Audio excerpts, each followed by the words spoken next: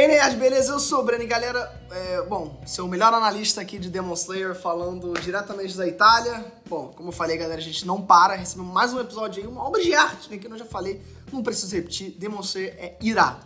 Então bora aí ver mais uma análise desse anime fantástico.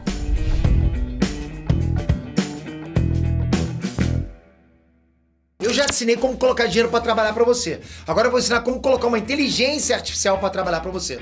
Parece coisa de ficção científica, né? Mas não é. A Dunk Code lançou o Copy Generator, que é uma IA totalmente criada e treinada pra fazer tudo que você precisa pra crescer na internet. O Copy Generator ele é capaz de gerar carrosséis completos, gerar hashtags inteligentes, anúncios pra Facebook e Google, texto com SEO, cartas de vendas, roteiros completos, títulos, descrições magnéticas, avatares, até fotos e vídeos totalmente autorais pra você postar. E o mais bacana é que a Dunk tá atualizando constantemente as funcionalidades. Na boa, galera, essa inteligência artificial é ideal pra qualquer nerd de negócio como eu e você. E pra usar todas as funcionalidades, aproveita que o preço é muito mais em conta que as IAs gringas por aí. As IAs gringas cobram a grana preta, né? Essa aqui não.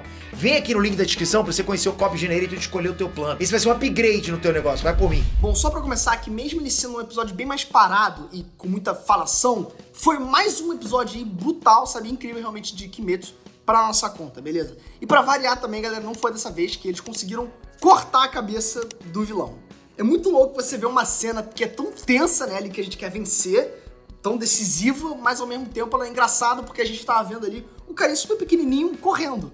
Né? O problema, galera, é que mesmo ele sendo tão pequenininho, o Rantengo, ele é bem durinho também, tá?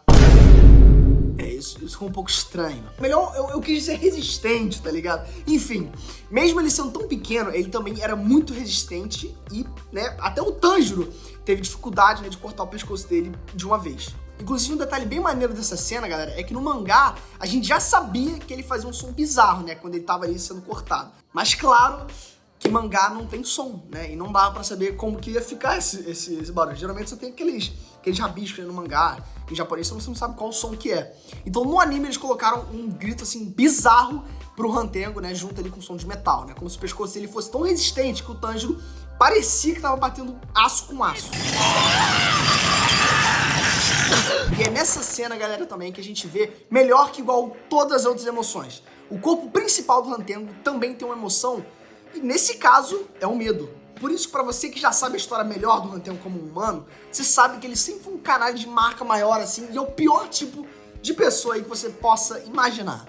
Todo mundo já conheceu alguma pessoa que é tipo aquele vigarista, sabe? Enfim.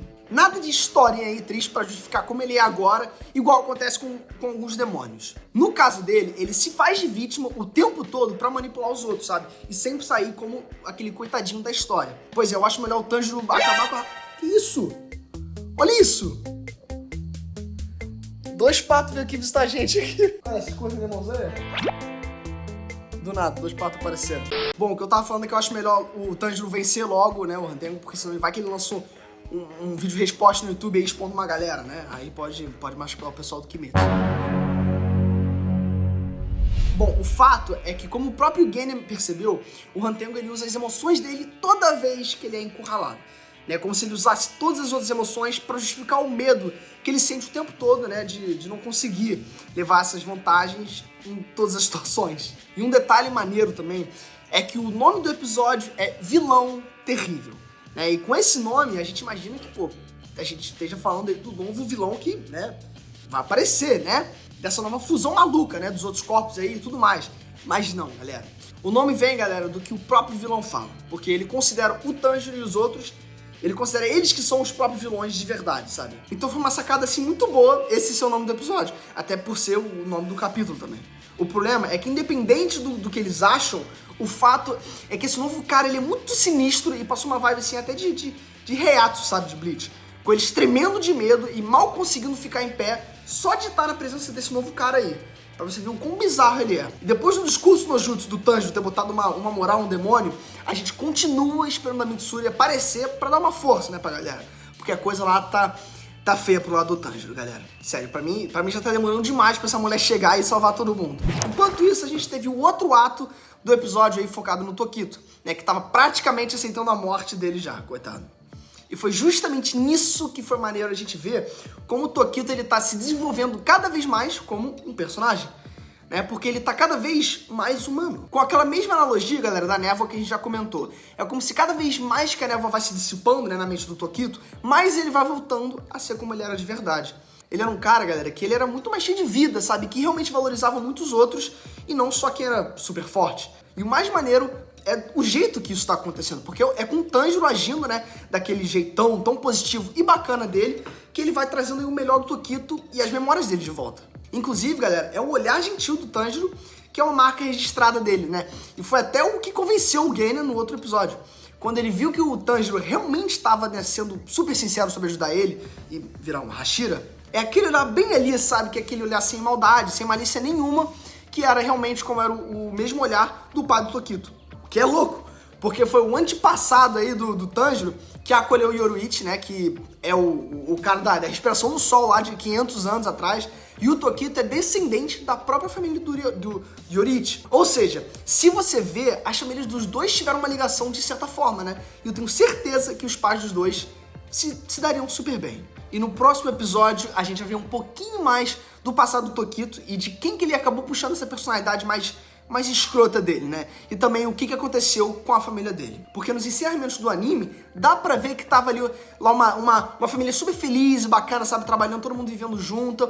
Mas conhecendo as histórias do Kimetsu, você já consegue imaginar o que vai vir por aí, né, galera? E enquanto o Tokito ele foi salvo pelo Kotetsu, que é o cara que ele tinha tanta certeza que não ia conseguir ajudar em nada, os ferreiros estavam ali prestes a ter o CPF deles ali cancelado. E foi muito louco ver o Hotaru tão concentrado que ele simplesmente não tava nem aí pra nada além da espada que ele tava ali, né, consertando. E também foi muito louco ver, galera, que de certa forma, uma coisa que o próprio Tokito tava desprezando antes é algo que fez aí o Gyoko ficar com inveja e pé da vida. No caso, o esforço aí e a dedicação dos ferreiros no trabalho deles, que é sim mega importante.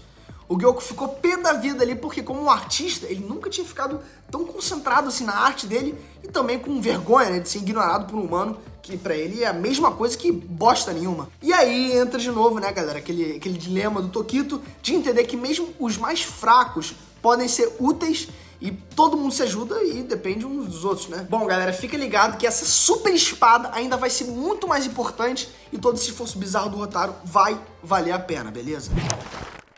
Então é isso, eu te vejo na próxima análise e já clica nessa bola aqui pra você não perder, né, o nosso próximo vídeo, que vai ser a melhor análise que você vai ver na sua vida. Eu vou estar na Itália, eu acho. Então você vai ver mais um vídeo, talvez com os patos foram embora, mas enfim, talvez com mais animais diferentes, não sei. Enfim, te vejo na próxima análise. Beijo e fui!